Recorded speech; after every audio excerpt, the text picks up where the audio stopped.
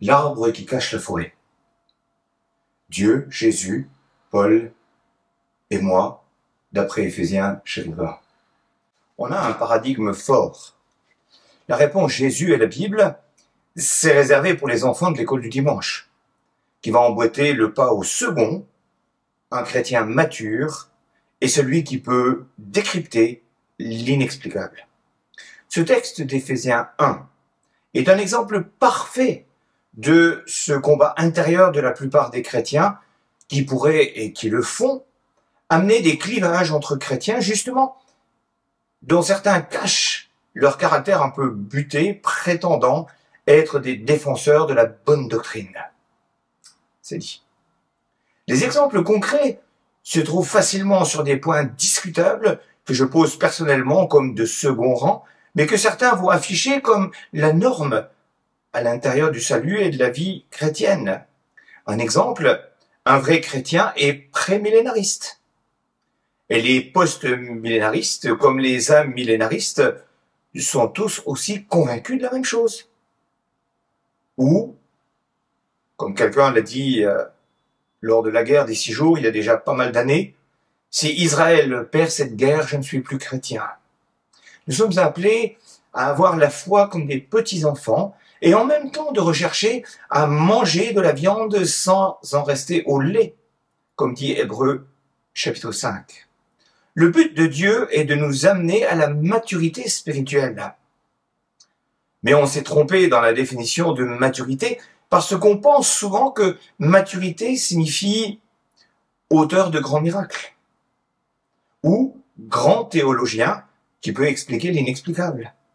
Mais justement, d'après Hébreux 5, verset 14, et le début du chapitre 6, un chrétien mature est celui qui sait faire la différence entre le bien et le mal. Il est dit, mais la nourriture solide est pour les adultes, pour ceux qui, en raison de leur expérience, ont le jugement exercé à discerner ce qui est bien de ce qui est mal. Quel beau change! Venons-en au texte et je ne lirai qu'une partie de ce chapitre 1er. Éphésiens 1, versets 3 à 14. Béni soit le Dieu et Père de notre Seigneur Jésus-Christ, qui nous a bénis de toute bénédiction spirituelle dans les lieux célestes en Christ. En lui, Dieu nous a choisis avant la création du monde pour que nous soyons saints et sans défaut devant lui. Dans son amour, il nous a prédestinés à être ses enfants adoptifs par Jésus-Christ. C'est ce qu'il a voulu dans sa bienveillance pour que nous célébrions la gloire de sa grâce, dont il nous a comblés dans le bien-aimé. En lui, par son sang, nous sommes rachetés, pardonnés de nos fautes, conformément à la richesse de sa grâce. Dieu nous l'a accordé avec abondance, en toute sagesse et intelligence. Il nous a fait connaître le mystère de sa volonté, conformément au projet bienveillant qu'il avait formé en Christ pour le mettre à exécution lorsque le moment serait venu, à savoir de tout réunir sous l'autorité du Messie, aussi bien ce qui est dans le ciel que ce qui est sur la terre. En lui, nous avons été désignés comme héritiers, ayant été prédestinés suivant le plan de celui qui met tout en œuvre, conformément aux décisions de sa volonté, pour servir à célébrer sa gloire, nous qui avons par avance espéré dans le Messie. En lui, vous aussi, après avoir entendu la parole de la vérité, l'évangile qui vous sauve, en lui vous avez cru, et vous avez été marqués de l'empreinte du Saint-Esprit qui avait été promis. Il est le gage de notre héritage en attendant la libération de ceux que Dieu s'est acquis pour célébrer sa gloire. Quand je lis le texte, je suis rapidement bloqué par des mots spéciaux, dont celui au verset 5 et le verset 11. Prédestiné. Et il est dit, il nous a prédestinés ou ayant été prédestinés. Vous comprenez ainsi mon introduction. Paul, dans Romains chapitre 8, verset 29, dira, en effet, ceux qu'il a connus d'avance, il les a aussi prédestinés à devenir conformes à l'image de son Fils, afin que celui-ci soit le premier-né d'un grand nombre de frères. À partir de là se rajoute le mot mystère. J'ai sur ma route un arbre qui m'empêche d'avancer sur cet objectif de l'évolution de ma foi. Et je pense, pour être un bon chrétien, il faut que je sache comprendre ces termes, sinon j'en suis resté au lait seulement. Avec ces mots prédestination, prédestiné, il y a 2 solutions. La première, ou je vous dis qu'on verra cela plus tard en sachant que je ne vous reverrai pas de sitôt et en priant que vous allez oublier et passer à autre chose. La seconde est de vous donner toutes les interprétations possibles. Et là, on y est encore demain. Je vais vous aider à voir différemment plutôt que de vouloir vous épater avec des bagages théologiques que je n'ai pas. Mais le texte dit, verset 5, « Prédestinés à être ses enfants adoptifs par Jésus-Christ. » Le comment, c'est la croix. L'objectif, c'est que nous soyons ses enfants adoptifs. Et le verset 9, il va parler du mystère de sa volonté. Quelque chose qui ne nous est pas accessible et restera incompréhensible dans notre logique humaine. Réservé à Dieu et dont nous acceptons cela comme des faits. Et ce mystère, c'est l'autorité divine qui est transférée en totalité à Jésus au temps de Dieu. Verset 11. Désigné comme héritier ayant été prédestiné. Qui est désigné? Toi? Ou tous ceux qui sont nés de nouveau? Nous avons été, ne se concentre pas sur ta petite personne, mais sur l'objectif de Dieu de faire des nés de nouveau, des gens qui ont accepté la croix de Christ comme objet de son salut, par grâce. Mais la préscience de Dieu, sa miséricorde, nous permettent de nous souvenir que Dieu veut que tous les hommes soient sauvés. 1 Timothée 2,4, et de comprendre que Dieu sait à l'avance qui le sera, mais chacun fait son choix. Et il accordera à ceux-ci vie éternelle, bénédiction, etc., dont l'accomplissement de ses promesses. Autre verset intéressant. Tous ceux que le Père me donne viendront à moi, et je ne mettrai pas dehors celui qui vient à moi. Jean 6, 37. Le grand amour de Dieu n'enlève pas le libre arbitre humain. Et Dieu pleure, et Jésus pleure sur le monde, comme il a pleuré sur Jérusalem, en voyant tous ceux qui refusent la vie éternelle. Peut-être qu'on va vous attaquer pour dire qu'il y a des contradictions, apparentes bien sûr, dans la Bible, et que vous vous cachez derrière la divinité. Ce que je peux leur répondre, c'est d'abord que toute logique humaine a ses contradictions, et voici quelques exemples. En sortant de l'immeuble dans lequel j'habite, je vois un homme appuyé contre le mur avec une tasse de café dans une main et une cigarette dans l'autre. Et sous forme de boutade, je lui lance « Vous êtes descendu prendre un peu d'air frais, mais pour vous réchauffer, vous prenez un café et une cigarette ?» Et lui de me répondre « Ah, vu comme cela, c'est vrai que ce n'est pas très logique ce que je fais. » Deuxième exemple. On parle encore des voitures électriques. On l'a dit propre. Mais on fabrique l'électricité avec quoi? Avec du charbon, en Allemagne. Des centrales atomiques, en France. Des panneaux solaires et des éoliennes qu'on ne sait pas vraiment traiter quand ils sont en fin de vie. Une éolienne, ça vit 20 ans et pas plus. De plus, comme pour le pétrole, on extrait des minéraux de la terre et on utilise énormément de gasoil pour les extraire et on a énormément d'eau pour nettoyer et encore du gasoil pour les bateaux pour l'emmener à destination. Sans oublier que quand vous changez la batterie, que vous devez changer de temps en temps, c'est environ 15 000 €. Autre exemple, on nous encourage à prendre les transports en commun, mais prenez le bus pour vos déplacements. Mais quelle galère! Quelle galère, même dans les villes où ils existent. Les Clairloquois savent encore mieux de quoi je parle. Pour moi, je les appelle les transports clignotants. Des fois, ils passent, des fois, ils ne passent pas. Autre exemple, l'athée, qui mentionne que la vie ne vient de rien. Et puis après, elle va évoluer en des êtres humains complexes sur une Terre qui, d'après eux, tourne depuis des milliards d'années sans se toucher avec d'autres planètes malgré la vitesse de rotation folle. Mais dites-moi, avant les particules infimes qui se sont rencontrées, il y avait quoi? Humainement parlant, il y a toujours une faille dans la logique humaine. Et la logique humaine ne peut pas entrer à 100% en corrélation dans celle de Dieu. Dieu l'en a limité, ce qui permet à Dieu de rester Dieu illimité et nous, des êtres humains, limités. Voici donc l'arbre qui cache la forêt. Deuxièmement. Alors la forêt, c'est quoi dans ce texte? Cet arbre, il nous cachait quoi, en fait? Dans ce chapitre 1er, je vais voir dans ce texte la Trinité, qui est clairement évoquée. Est-ce que vous l'aviez remarqué? Paul parle de Dieu le Père, 7 fois, Dieu est nommé, sauf erreur, de Jésus-Christ, ou le Messie, 13 fois, puis de Saint-Esprit, au verset 13. Paul pose donc des bases.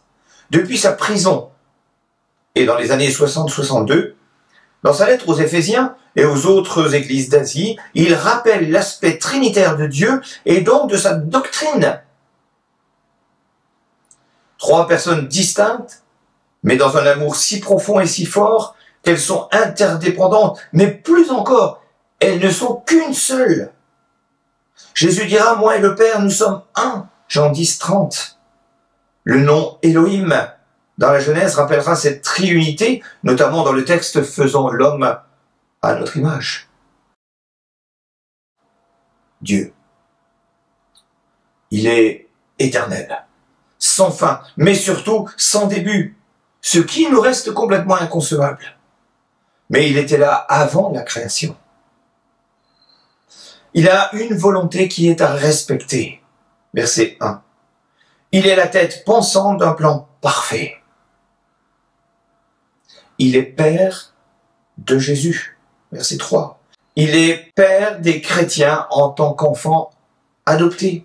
Verset 5. Il donne grâce et paix. Verset 2. Il est créateur du monde et de l'humanité. Déduit du verset 4. Sa grâce est immense, verset 7. Il a un plan bien défini avec un rétro-planning bien calculé, verset 9. Il est gloire, glorieux, et l'Apocalypse déclare que nous vivrons à la lumière de sa gloire quand nous serons au ciel avec lui, verset 14. Il nous lèguera son héritage. L'héritage nous permet souvent de faire des choses auxquelles on n'a pas accès autrement. Être déshérité est violent financièrement, mais aussi psychologiquement, puisque cela signifie le rejet de la famille. Verset 11. Quelle est la confiance que j'ai placée en ce Dieu souverain et maître de l'univers? La confiance en Dieu, c'est la foi. Et si elle est aussi petite qu'un grain de moutarde, on peut déplacer des montagnes de problèmes déjà. Luc chapitre 17, verset 6. Cette forêt, il y a aussi Jésus. Il est dit de Jésus que tout a été fait par lui et pour lui. Et Colossiens chapitre 1, verset 15 à 20 dira, « Le Fils est l'image du Dieu invisible, le premier-né de toute création. En effet, c'est en lui que tout a été créé dans le ciel et sur la terre, le visible et l'invisible, trône, souveraineté, domination, autorité. Tout a été créé par lui et pour lui. Il existe avant toute chose et tout subsiste en lui. Il est la tête du corps qu'est l'Église. Il est le commencement, le premier-né d'entre les morts, afin d'être en tout le premier. En effet, Dieu a voulu que toute sa plénitude habite en lui. Il a voulu par Christ tout réconcilier avec lui-même, aussi bien ce qui est sur la terre que ce qui est dans le ciel, en faisant la paix à travers lui, par son sang versé sur la croix. Tout est et sera sous son autorité. C'est le mystère de la volonté même de Dieu, est-il dit au verset 9. Jésus est envoyé de Dieu, verset 7. Il le représente sur terre, et Dieu lui a donné son autorité, mais il se soumet à sa volonté jusqu'à la mort, et la mort sur la croix. Il est sauveur, toujours verset 7. L'objet de notre salut. J'aimerais juste rappeler qu'en août 1969, dans un camp de jeunes en Suisse, je lisais l'épître aux Romains pour découvrir que mon statut de servant de messe auprès du prêtre ne me sauverait pas de mon état de péché, mais que seul Jésus pouvait faire de moi une nouvelle créature par le sang versé à la croix. Quelle merveille! Il m'a racheté de ma vaine manière de vivre et a donné un vrai but à ma vie. Verset 3, il est parlé du Seigneur Jésus-Christ. Alors, on a décrit que Jésus était notre Sauveur, mais est-il notre Seigneur de nos vies sur tous les éléments? Loisirs, choix de vie, éthique, relations, etc., etc. Il est déclaré comme étant le Messie, verset 12, mais aussi le verset 10, de l'hébreu Meshia. L'Ancien Testament a annoncé la venue de loin de Dieu qui apporterait la délivrance et exercerait une autorité universelle. En discutant avec un rabbin en Israël, je lui ai demandé ce qu'il pensait du retour du Messie, et celui-ci a répondu: quand le Messie viendra sur le mont des Oliviers, je lui demanderai si c'est sa première venue ou si c'est sa deuxième. Jésus est fils unique de Dieu. Verset 3. On va parler un peu de Paul. Paul dira lui-même qu'il est pharisien, fils de pharisien, et qu'il est fier de l'être. Exécuteur de chrétiens pour la cause de Dieu, il se fait arrêter à temps par Jésus lui-même, ce qui lui conférera le titre d'apôtre. Acte 22 à partir du verset 3. Enseignant hors pair, évangéliste chevronné, il est prêt à mourir pour son sauveur. Paul ne revendique pas son ministère comme une possibilité de reconnaissance humaine, mais il dit qu'il a son ministère par la volonté de Dieu dont il s'est fait l'esclave volontaire. Ici, en début d'épître, il se fait appeler apôtre parce qu'il l'est vraiment, ailleurs comme serviteur de Jésus, comme l'épître aux Romains ou aux Philippiens, mais il se fait appeler aussi esclave, dans le sens littéral du terme, à Tite. Le reproche qu'on peut faire à Paul, il écrit des grandes phrases avec des mots compliqués à certains moments, mais il était très bien inspiré par Dieu pour son ministère. Une petite remarque. Une femme en théologie libérale à la fac de théologie de Strasbourg, dont j'ai bien connu le mari, a tenté de démontrer dans sa thèse que Jésus était divorcé et que cela avait entraîné sa haine des femmes dans ses écrits. Pure spéculation pour les deux idées. Et nous alors? Nous sommes, pour la plupart d'entre nous, païens d'origine. Dieu nous a inclus dans son plan de salut. Rappelons que de tout temps, l'accès au peuple de Dieu était possible, et en lisant la généalogie de Jésus, nous allons trouver Rahab, la Cananéenne, Ruth, la Moabite, etc. Et Jésus citera le lépreux Naaman, qui avait gagné la guerre, pourtant, contre Israël.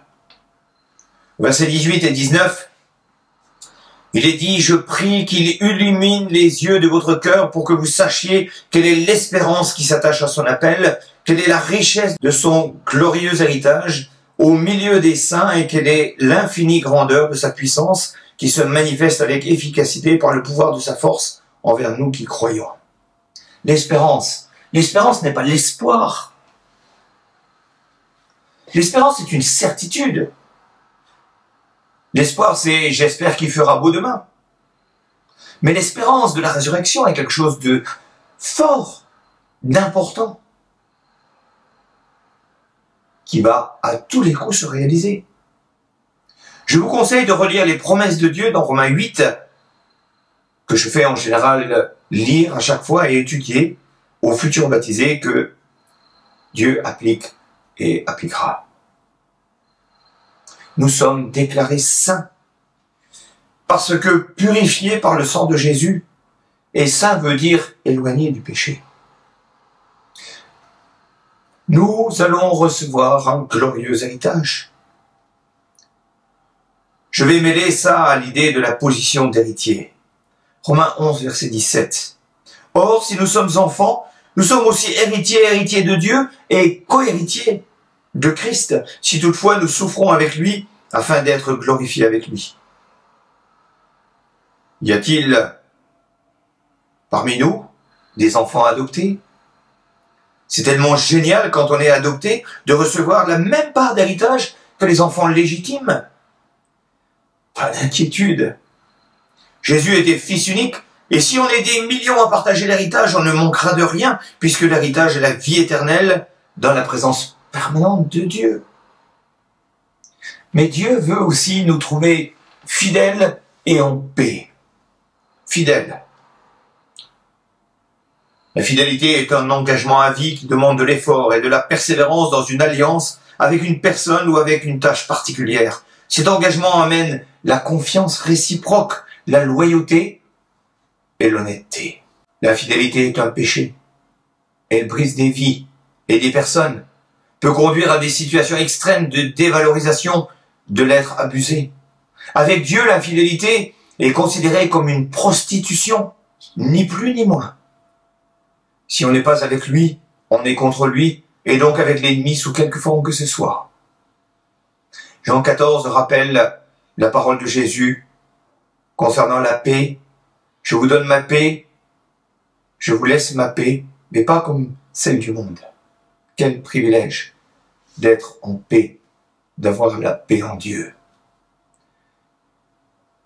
En dernier lieu, j'aimerais me poser la question, quel est l'enseignement de ce passage pour moi aujourd'hui? Premièrement, l'humilité. Quand je regarde l'humilité de Jésus, son Fils descendu de son ciel de gloire, pour se mettre à notre niveau pour notre salut. Il ne s'est jamais imposé à nous, mais il a toujours proposé de nous transformer, nous laissant notre libre arbitre. L'humilité de Paul, au service de Dieu et des autres. Il aurait pu s'afficher en star, bien habillé au look de son époque, et monter sur une estrade pour haranguer ses fans. Mais il se présente comme apôtre, serviteur, voire esclave de Jésus-Christ, et il est traîné sans cesse devant les tribunaux à cause de sa foi, et dans le but d'annoncer l'évangile à César. Et il en mourra. Où est-ce que je trouve l'humilité chez moi? Ne devrais-je pas me souvenir que, ex-païen du XXIe siècle, je suis un privilégié d'accéder à l'intégration dans le peuple de Dieu par grâce, de ne plus faire de sacrifice pour mes péchés, d'être appelé frère de Jésus et être collaborateur dans l'œuvre de Dieu, voire collaborateur de Dieu dans son œuvre? Est-ce que je recherche à grandir dans l'humilité plutôt que de rechercher les bénédictions pour moi?